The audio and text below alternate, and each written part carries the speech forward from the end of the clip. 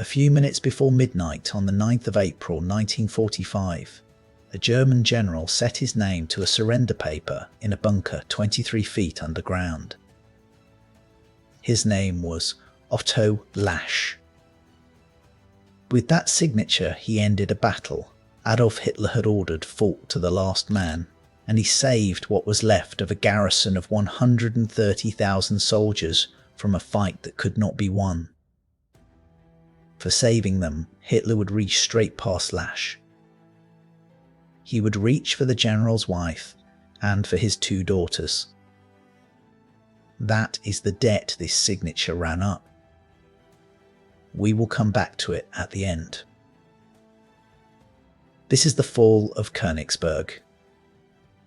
Hitler had named the East Prussian capital a Festung, a fortress city, and told his people it could not be taken.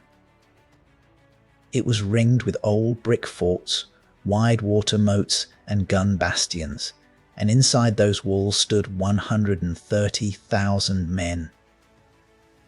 The Red Army broke every part of it in 4 days. What follows is how the Third Belorussian Front crushed that garrison between the 6th and the 9th of April, and how the man commanding it chose to defy Hitler to stop a hopeless last stand. Königsberg carried 700 years of history. It had been the seat of Prussia, the place where Prussian kings were crowned. By 1945, it was wrapped in one of the heaviest fortress belts in Europe. A ring of brick and earth forts had gone up around it in the 1870s, 12 of them, each its own small castle with a water moat and its own guns. Around the inner city ran a second ring of bastions and gates. Hitler looked at all of that stone and told Germany that Königsberg would hold. He declared it a Festung by order, which meant one thing above all others. The men inside were forbidden to leave.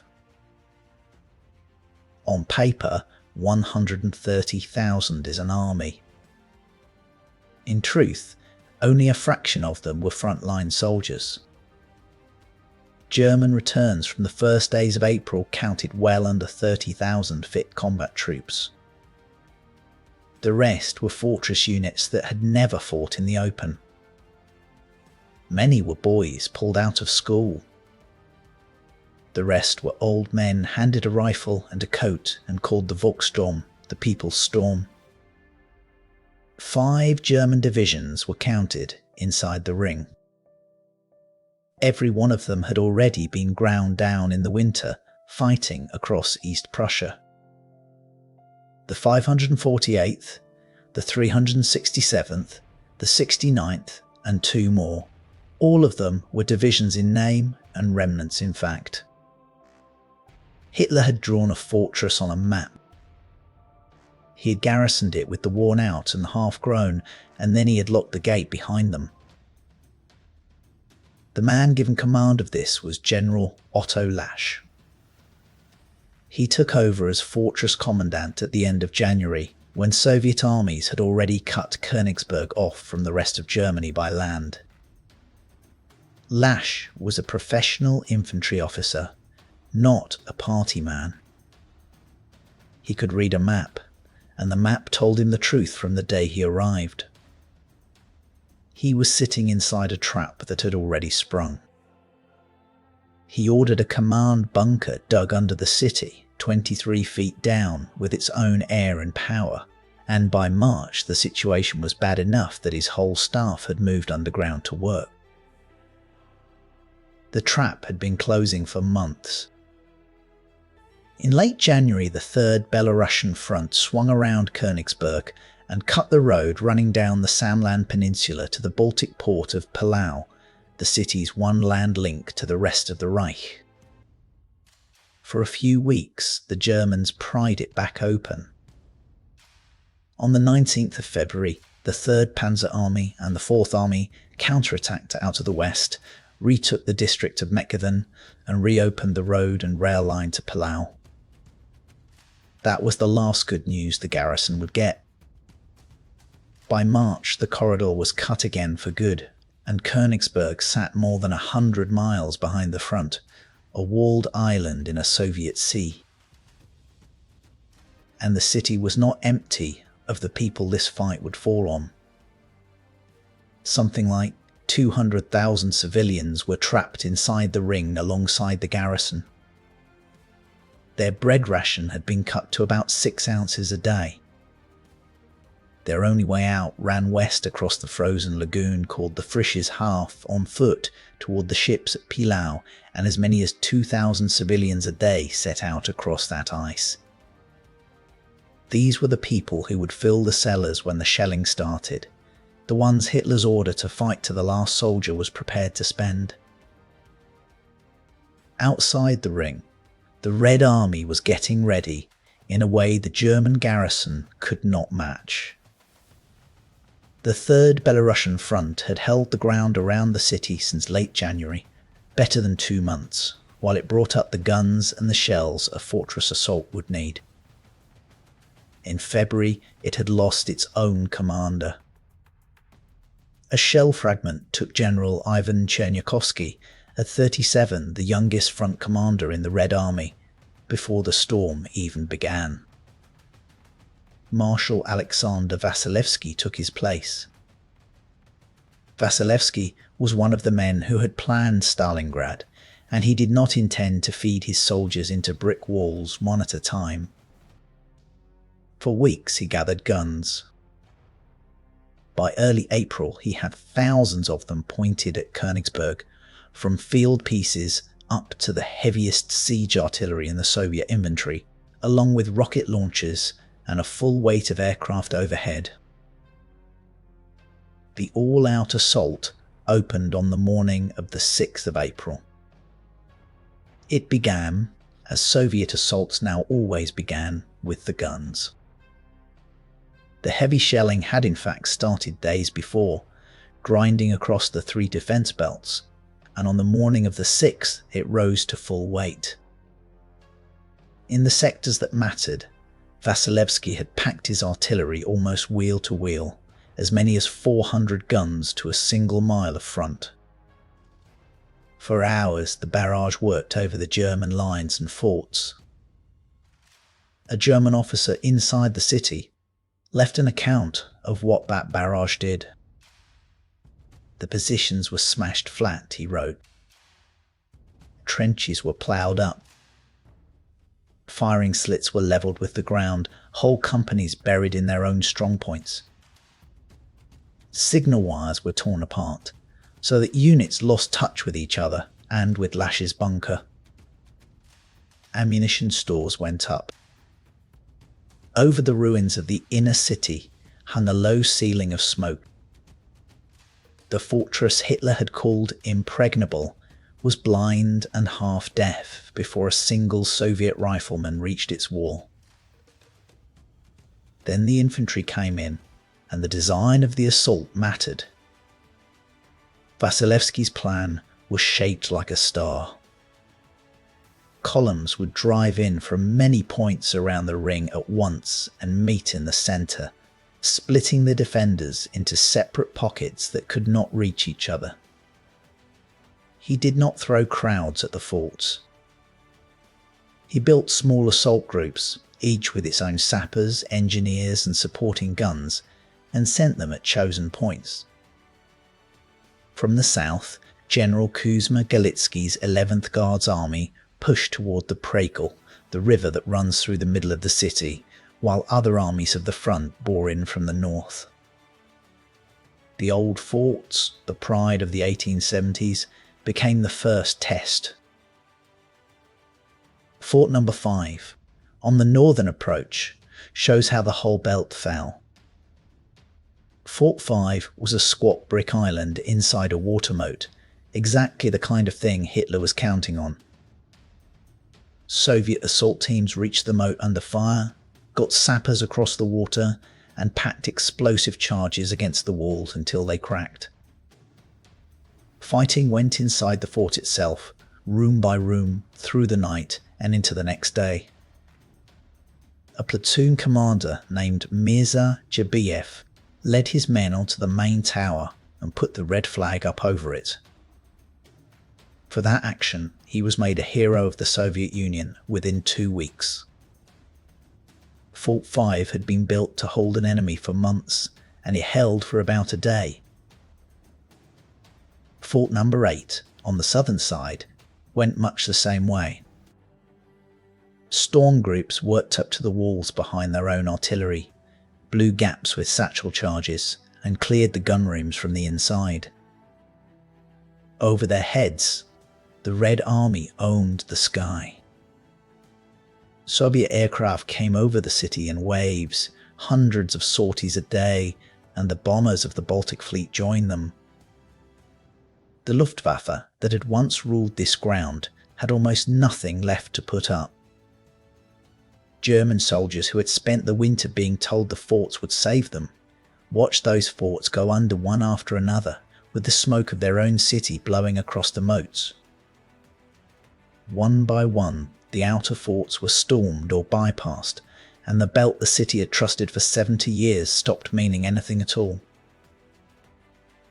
The Soviet plan was to bypass what it could and reduce what it had to. Assault groups pushed between the forts and drove into the outer city districts, leaving some strong points cut off and dying behind them. On the night of the 7th into the 8th of April, the 11th Guards Army forced a crossing of the Pregel under heavy German fire. By the dawn of the 8th, they had a solid foothold on the far bank, and the two Soviet arms driving in from north and south were closing toward each other across the middle of the city. Once that happened, the garrison was not defending a fortress anymore. It was being cut into pockets. Inside those pockets, the German force came apart along the exact lines you would expect from how it was built. The regulars fought hard in places. The boys and the old men of the Volkssturm had been handed a task no militia could carry, and they broke under artillery they had no answer for. By the night of the 8th, part of the garrison tried the only move it had left and attempted to break out west toward the Samland coast and the vanished corridor to Pilot. The columns pushed into open ground, ran straight into Soviet fire, and came apart before they had gone far. General Major Erich Sudau, who commanded one of the 5 divisions, did not live to see the end of it. He was among the German casualties, as his division was overrun on the 9th of April. Whole units simply ceased to exist as fighting formations. Men who could still move fell back toward the centre, toward the smoke, toward Lasch's bunker, where the only decision left was the one Hitler had forbidden. By the 9th, the fighting had reached the inner city. Soviet assault groups were working through the central districts, building by building, closing on the old town and the square the Germans called the Paradeplatz.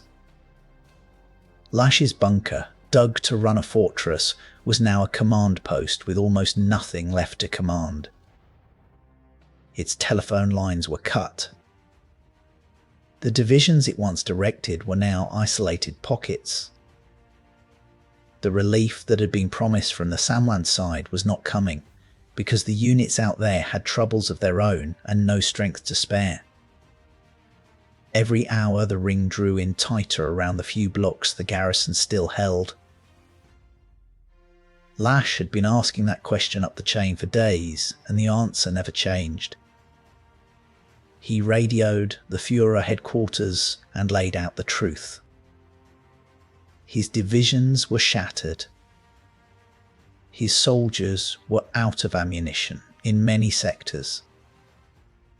Behind them stood tens of thousands of civilians who had not been let out of the city, packed into cellars under the shelling. Further resistance, he said, would cost all of them for nothing. Hitler's reply came back in 3 words: fight to the last soldier. It was an order to spend 100,000 lives to hold a city that was already gone, so that a line on a map in Berlin could stay unchanged for a few more days. On the 9th of April, the Soviet command gave Lasch a way out. A parliamentary group crossed into the German lines under a white flag, led by a Soviet colonel named Yanovsky, carrying Vasilevsky's terms. They had come the hard way, on foot across a live firing line, to reach a commander most of Berlin had already written off. The offer was blunt. Surrender the garrison, and the survivors, soldiers and civilians both, would be spared and their wounded cared for. Refuse, and the assault would grind on to the end. Lasch went underground to his bunker to decide. He knew what refusing meant. He knew too what agreeing meant for himself, because the German army had a name for a commandant who gave up a fortress against orders. It meant a traitor. He signed anyway. In the bunker, 23 feet under a burning city, a few minutes before midnight, Otto Lasch surrendered Königsberg on his own authority, with no permission from Berlin and against a direct order from Hitler. He put his name to the paper to stop a fight that had already been decided, and to keep the people still alive in the cellars from being spent to the last one. It was an act of disobedience meant to save lives. From the roofs, the shooting fell away. Across the shattered districts, white cloth began to appear in the windows and the doorways. In the cellars, the civilians who had waited out the barrage started to come up into the light. The city around them was broken stone and burned out streets, but the guns had stopped and they were alive. What Lasch had bought with his name on that paper came to just this, and to him it was worth the cost. The scale of what had been broken came clear in the days that followed. By the Soviet count, German losses ran to roughly 42,000 dead and wounded across the 4 days, and about 92,000 men were taken prisoner. Tens of thousands of civilians who had been trapped inside came out alongside them. Even setting the Soviet figures at their most cautious, the arithmetic is not really in doubt. A garrison of 130,000, walled inside the strongest fortress Hitler had in the east, had been destroyed as a fighting force in 4 days. The columns of prisoners that filed out of Königsberg were long enough to take hours to pass a single point. The Volkssturm grandfathers, the schoolboys, the fortress clerks, the last of the regulars, all of them went east under guard. And for many, the road into Soviet captivity would not end for years. The fortress that was supposed to hold for months had held for exactly 96. The Soviet Union marked the victory in a way it saved for very few places. 2 months later, it struck a campaign medal for the capture of Königsberg and pinned it on the men of the assault. It was one of only 5 medals the Soviet Union ever created for the taking of a city, alongside Budapest, Vienna, Belgrade, and Berlin itself. Königsberg was the only one of the 5 that had not been an enemy capital. The 700-year-old seat of Prussia never returned to Germany. The Potsdam Conference handed the city and the land around it to the Soviet Union. The German population was gone within 2 years, and in 1946, Königsberg was renamed Kaliningrad. It has been Russian ground from that day to this. Lasch had saved his garrison and the city's civilians. His own government would treat that as a crime, and in Berlin the order to make him pay for it was already being drawn up. Königsberg was not the only place he did this. Across the collapsing east, Hitler had spent a year drawing fortresses on the map, naming city after city a Festung, and ordering each one held to the last man and the last round. The purpose was simple and cynical. Each fortress was meant to buy a few days, paid for with whole garrisons told to stay where they stood and die there. Most commandants obeyed the order. At Breslau, another of Hitler's fortress cities, the commandant did exactly that, holding out through an 80-day siege and surrendering only on the 6th of May, 4 days after Berlin itself had fallen, with tens of thousands of soldiers and civilians dead in the ruins. Otto Lasch was one of the very few who weighed the order against the lives in his hands and refused it. That refusal is what Hitler answered. The order came down fast. Hitler stripped Lasch of his rank and condemned him to death in absentia, sentenced to hang for cowardice before the enemy. That was aimed at a man already sitting in Soviet hands, where it could do nothing. So the regime turned to the people it could still touch. Under the policy the Germans called Sippenhaft, kin liability, the state punished a man's crime by seizing his family. A decree from February of 1945 had already threatened the relatives of any commander who showed what Hitler called defeatism. Lasch's family was arrested. His wife and his eldest daughter were taken in Denmark. The rest of the family was seized in Berlin.